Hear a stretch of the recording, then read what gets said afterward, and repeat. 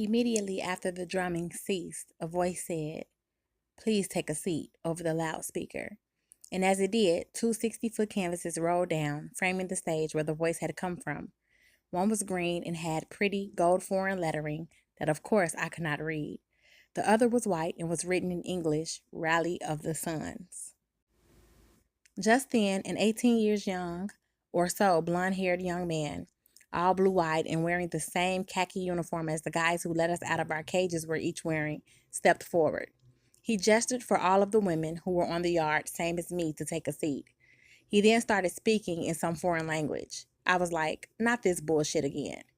As I watched, I could see women who were egging his take a seat request by either standing still or walking while socializing in packs. The blue-eyed voice shifted to a different language.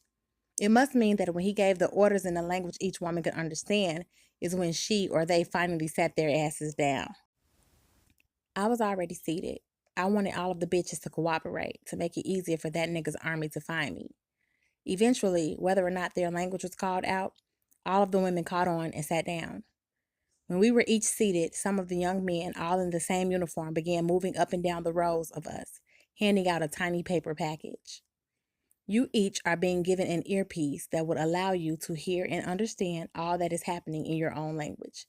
Please place it in your right earlobe. The silence that was complete once we were all wearing the dot and seated was a silence that gave me the chills. Then a handsome young black guy, maybe 17 or so, got on the mic and began speaking. The most merciful one has allowed all of the UBS gathered here to free each of the women gathered here from the clutches of Shaitan and from the house of evil, which is his franchise. The male UBS who surround you, as well as the UBS on the stage where I am standing, are your sons. We have put our mercies together in a unified effort to conduct a raid that will free our mothers. The one has rewarded our effort with success. Alhamdulillah. We are here today because of love. If we did not love you, we would not be here. Love gives us the courage to fight a war on your behalf. Because we do love you, we also forgive you. Each son here is fully aware that each mother here chose to follow in the footsteps of the devil and to join hands with evil. We forgive. Our only objective is to use our deep love for you to show your soul a path to a better, cleaner, more peaceful existence, and to ensure that you don't become an eternal occupant in the eternal fire, which is more painful than anything that you have experienced so far here in the last stop before the drop. Your sons know that each and every woman here has never made even one sincere prayer during her entire lifetime and existence on earth as a human being. This is why your souls are confined here in the last stop before the drop, the county of the ungrateful, the state of ignorance, and the land of arrogance. Because we love you even though you chose evil over your sons and daughters, we forgive. Suddenly, every other bitch began crying. I mean, crying real tears. What the fuck did this all have to do with me besides nothing? I ain't got no damn kids. So none of these sons were mine. Why was I here? Mamas, please clear your tears. We are here to comfort you and assist you to a better path. Mamas, there is no reason to be confused anymore. Quiet yourselves and listen to the guidance Allah has placed in each of your souls, our souls. All of the males who are surrounding you today and who are standing with me stage front are UBS. UBS stands for unborn souls. This means that we each were once in your womb. You each chose to abort us. We sons gathered today are only a handful of more than 1 trillion unborn souls who were murdered in the womb. We forgive. Instead of getting quiet, the bitches were in a bit of a frenzy. Me, I was tight that Succubus had thrown me against the wall and locked me up with all those animals and got me mixed up in this situation that had zero to do with me. I went to get up. My legs were locked. I was furious. This was bullshit. Why were my legs locked? Was I the only one? Was the reason why each of these women had remained seated and still because their legs were also locked? Next, a young Chinese male in a uniform stepped to the mic. His haircut was kind of mean.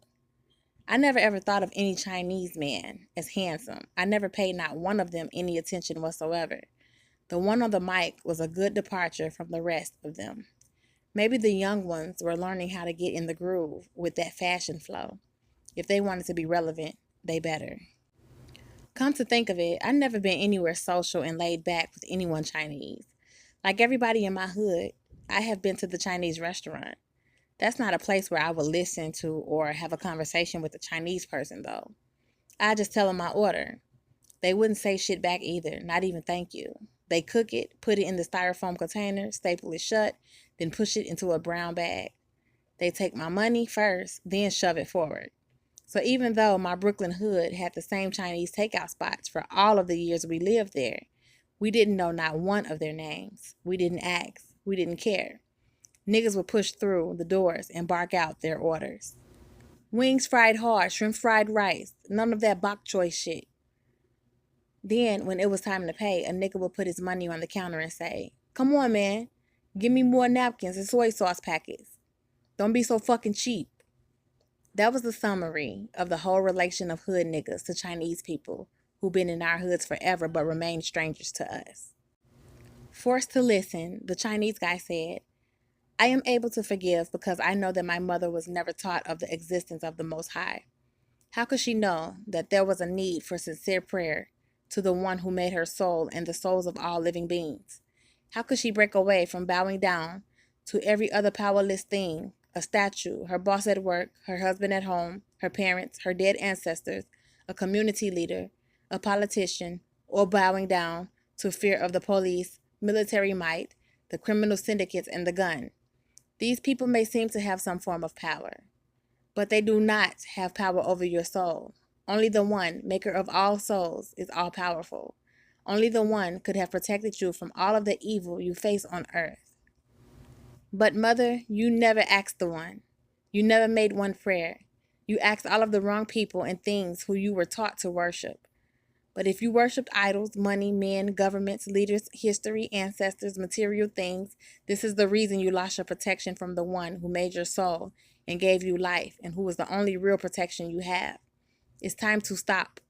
I participated in the raid on one of Shaitan's many animal warehouses today as an expression of my love and loyalty to you, Mama. Also to say that it is not too late." He was pleading and begging passionately. The women cheered. Not only the Chinese bitches, all of the women who had the earplugs, so we all heard his talk in our right language. He let the cheering die down and closed out by saying, "But soon it will be too late. I cannot force you to do anything. None of the UBS can force a decision on you. It is a requirement of the one, the most merciful, that each soul is responsible for itself. The one has mercifully placed within each soul willpower.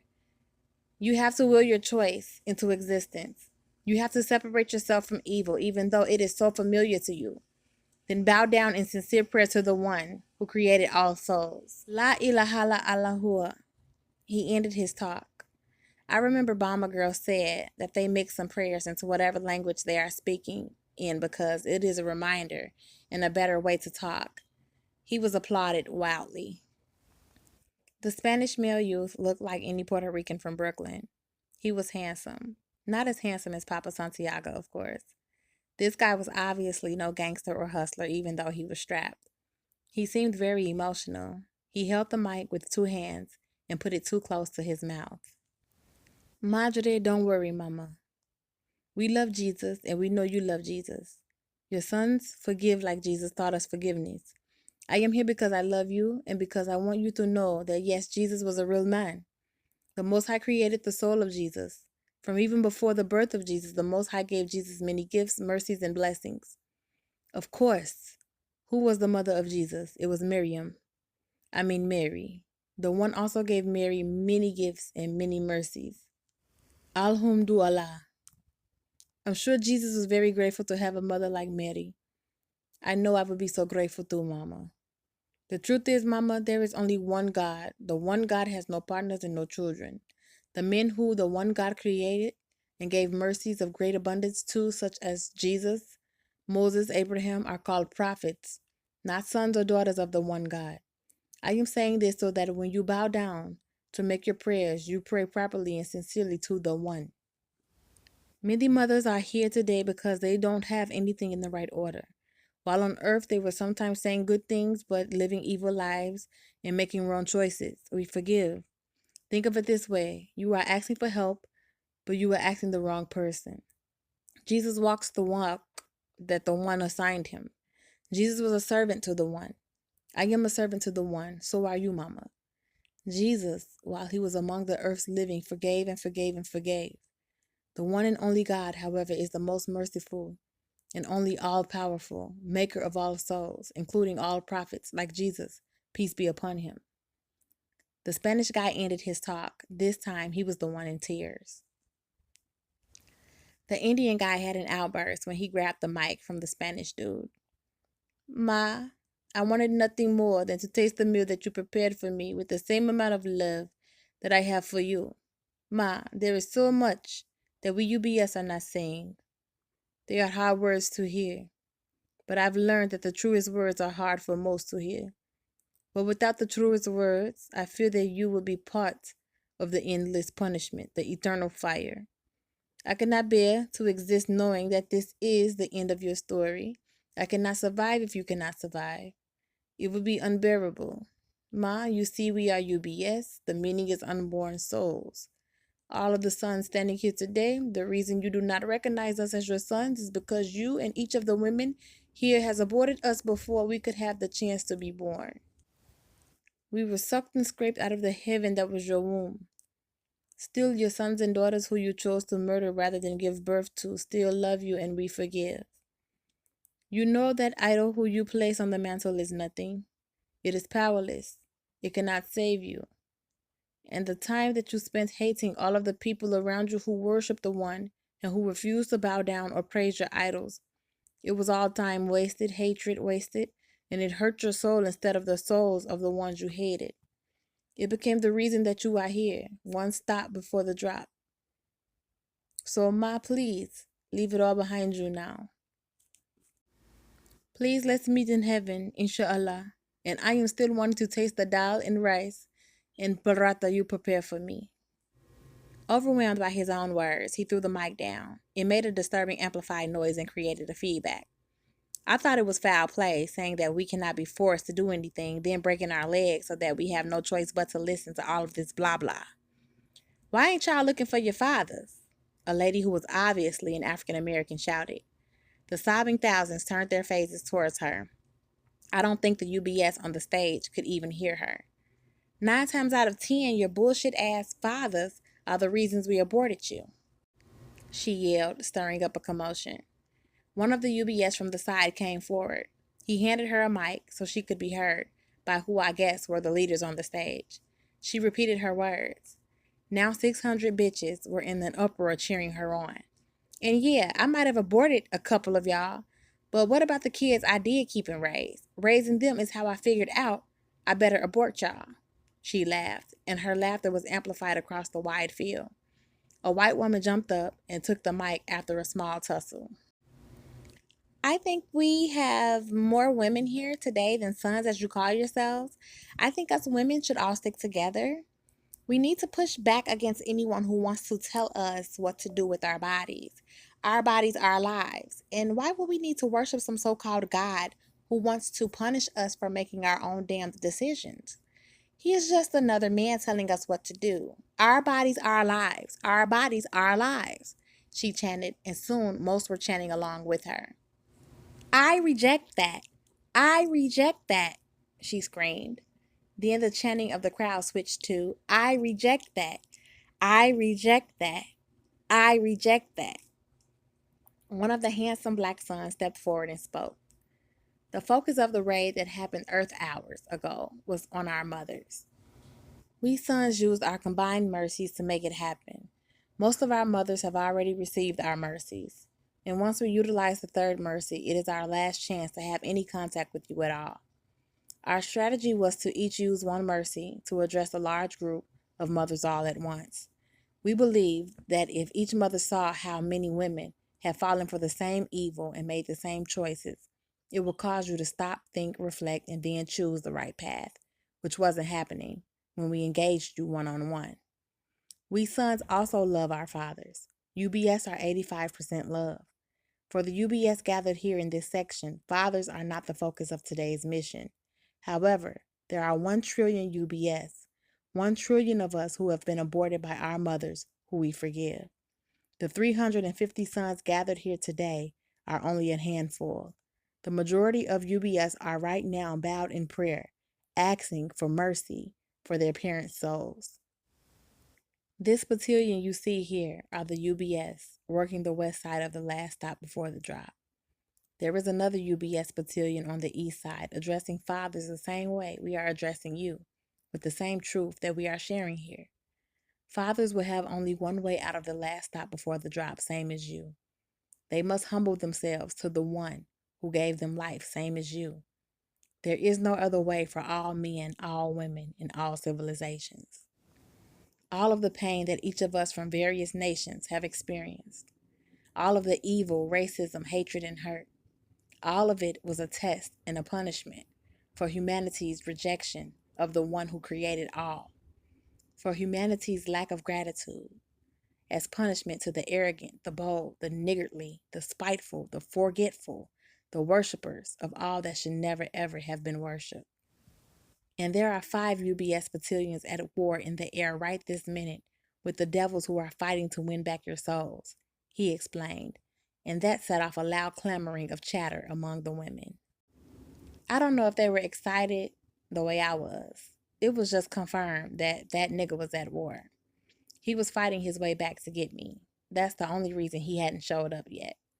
Probably all of the women here had somebody they were waiting on to come get them. I am sure that none of their men are as loving and reliable as that nigga. Time is running out. We will conduct a roll call of all the mothers. When you hear your name, by the mercy of the Most High, you will have the strength and the ability to please come forward to meet your unborn son or sons. Once you are in the presence of your son or your multiple sons, because some of us are actually brothers, you must decide if you will walk on the straight path and make a sincere effort to change for the better. If you choose good over evil, right over wrong, we sons will lead you to a beautiful masjid where you can shower nicely, a wide, peaceful space where you can self-reflect fully, a place with sincere teachers who will share with you from the book of guidance. We will distribute you clean new garments, and you can prepare your sincere prayers in a safe place, as mothers and as women, not as pets or animals or prisoners. And within the mosque, there is continuous light, warmth, and welcome. I listened carefully to the most important parts. When they called my name, my legs will unlock, and then I must make a decision. However, they were not going to call my name or even know it. I was just at the wrong place at the wrong time because succubus put me there. There would be no way for any of these other bitches' sons to know who I was, or to have known that I was locked there in the creature factory, warehouse, whatever. After hundreds of names were called out, I heard my name. My legs unlocked. I did not walk to meet any bogus person who claimed to be my son. None of these dudes were any of the women's here sons. If a bitch aborted you, that's it. And apparently there's at least 1 trillion women who agree with me. There's 1 trillion UBS, which equals 1 trillion abortions. Truthfully, as good as I am in math, my capacity of understanding stops at billion. I don't know the name of the next set of numbers after billions. I don't know where in the number line trillion falls in. I got common sense though, so I know it's a whole lot of motherfuckers. Before my name got called out, which I never expected, I had already charted my way out of here in my mind. Now that my legs were mine again, I was on the move. If I cut through the left side of the endless gathering of women, I could stand closest to the perimeter of it all. If that nigga shows up, and I knew he would be parked all the way on the outside, a short distance from wherever the UBS were doing their thing. He liked to keep a low profile, even though he always pushed a high profile whip. Miss Winter, I heard a male voice calling me. I didn't answer right away. I was thinking about if it was to my benefit or not. I kept weaving through the enormous crowd, figuring whoever it was, I could lose him easily. I felt him following me though. I didn't look back. After swerving and zigzagging, I felt his hand grip my right arm. I turned. Don't like nobody touching me without my permission. It was a young guy, maybe 16 or so. Instead of a sash of bullets, he wore a colorful strap that held his drum close against his body and a backpack on his back. When he smiled, his teeth sparkled. The whites of his eyes were like beams of light. I had never seen those type of lighted eyes. Well, only once. Midnight's eyes were like this. He was the only other one. But I was trying not to think about him anymore for obvious reasons. Sadiqa said you would take this path out of the gathering once your name was called. He said very politely, like he was trained to speak a certain way to adults. I don't even think of myself as an adult. I missed turning into one from 18 forward. 15 years on lockup since then. So I feel like those years don't count. I'm really like 19 right now. A 19 years female who died young. Sadiqa? I repeated, like it was a question. He ignored my pretending to not know that it was the name of Bomber Girl. Yes, Sadiqa, she really loves you, he said. I wasn't used to dudes who talked openly, frequently, and freely about love the way these UBS dudes did. I assumed he was one of them, but since his outfit was a little different, I wasn't sure. It's a strange mixture, these nice physique young men with sharp, handsome looks and strong voices, but who keep using words like forgiveness and love. They got that rough exterior thugged outlook. Bullets and bombs, cooled out uniforms, and even drums gave them masculine sex appeal. But then their manner of speaking and word choices, topics, and style doesn't match up. She sent you a gift, he said as he removed his drum strap, rested his drum on his kicks, and reached for his knapsack behind him. He pulled out a package wrapped in paisley tissue paper. As soon as he pulled it out, the scent of her halab went rushing up my nostrils. It was a beautiful, extremely relaxing scent. I imagined it was her knockout potion. Once you inhale enough of it for long enough, you somehow give her anything she wants. Ha ha. It was a delightful thought, except when I thought about whether or not she had ever used it on that nigga. Here, take it. She wanted you to have it. He held it out for me to grab hold of. I didn't. Instead, I asked, what is it? When he unwrapped it and held it up so I could fully see it, it was so amazing that I instinctively pressed my face into the expensive fabric. Then I took hold of it. She said to show you the label because that would be so important to you. So I checked the label, but I did not have to. It was designed by Tom Ford. Oh my. A regal black layered pleated chiffon. I rule the world dress. It is delicate, elegant, and feminine. He pulled out a next item wrapped in white wax gift paper. He didn't bother handing it to me. He began carefully unwrapping it instead. He handled it as though there was something alive inside, or something precious. It was a Burberry tapered trench. The color was pearl, and I loved that it caused me to think of that pearl door in Midnight's house. I had the urge to put it on and return there just to lean up against that pearl door with this designer trench on and nothing else. He unfolded the coat carefully and was holding it up by the fabric shoulders. She asked me to help you put it on. I removed the white mink. Now that I had worn it unexpectedly to the rally of the sons, it was time to put it in storage.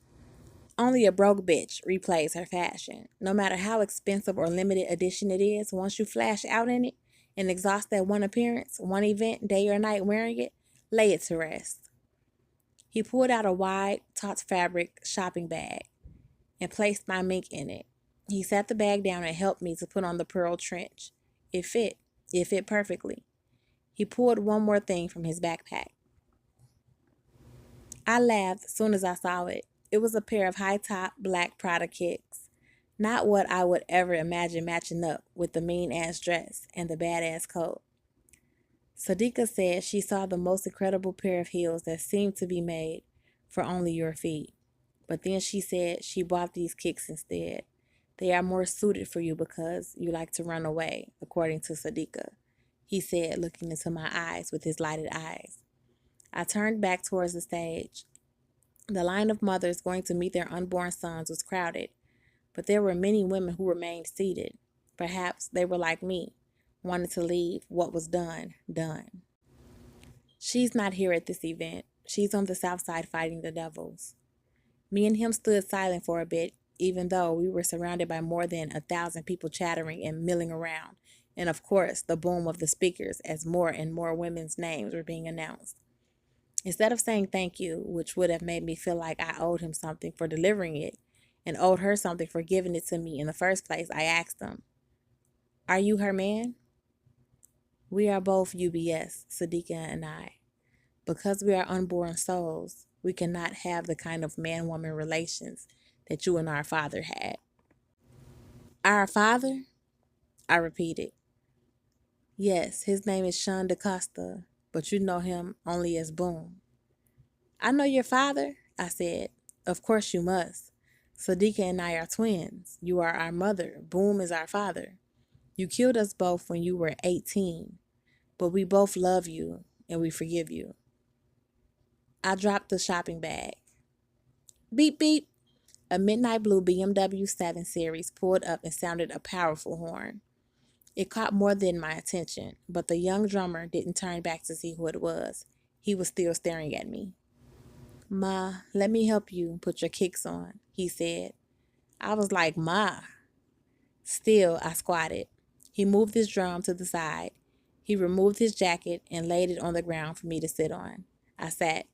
He removed my boots carefully by holding the back of my thigh and the back of the heel at the same time. A careless rough nigga would have yanked them off recklessly. He wiped my feet with his hands even though they were somehow already clean. Then he loosened the adhesive strap and the Prada laces and put the right kick on my right foot. It fit perfectly. "Hold out your other foot," he instructed me. As I did, I saw Lucifer 66 get out the BMW, looking irritated and impatient and staring straight at me. He was standing outside of the green atmosphere beneath the blackness. He was not far off, but too far for me to throw my voice and let him know to give me 6 minutes and I would come right over. "You good now, inshallah," the drummer said and stood up. He folded down my red thigh-high boots and placed them in the shopping bag, buffered by the wrapping paper. He was preventing the mink from getting soiled. He was thoughtful and charming like Papa. He was not deep black skinned, but he was beautiful like midnight. He stepped back to admire me while handing me the shopping bag. "Perfect. The trench looks cleaner, more modest, nice quality. Besides, with the mink, everybody knows it's you. Sometimes it's better to slow it down, play it cool," he said and smiled a $1,000,000 smile. Because I was looking at the young drummer, I didn't see that nigga running forward so fast he seemed to be flying. Apparently, some other UBS dudes did. They intercepted that nigga like they were missiles, and he was the bullseye. His body blew backwards with such force from the impact of the hit that he flew over his car and must have landed there. When he dropped down, it must have shook the ground because out of the blackness arrived tens and tens of soldiers who came so swiftly they had to have been there all along, camouflaged. The young drummer snatched up his drum and began drumming furiously. It was no longer music. It was a war call. UBS, who had been guarding the women, flew up and turned into globs of light.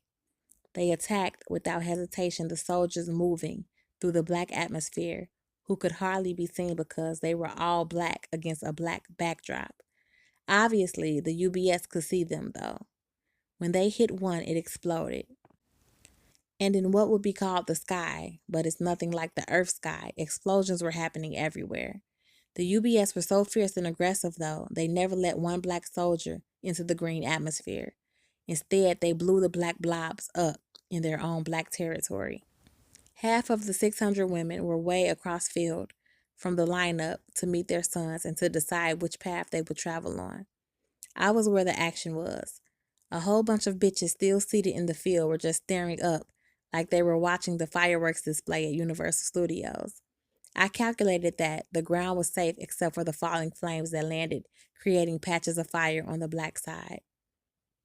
I picked up my shopping bag, dashed from the green side to the black side, past the BMW. I had to rescue that nigga who showed up to rescue me. He was laid out on the driver's side of the BMW. He seemed knocked out or dead. Flame shot out of his chest from the spot where his heart should be located.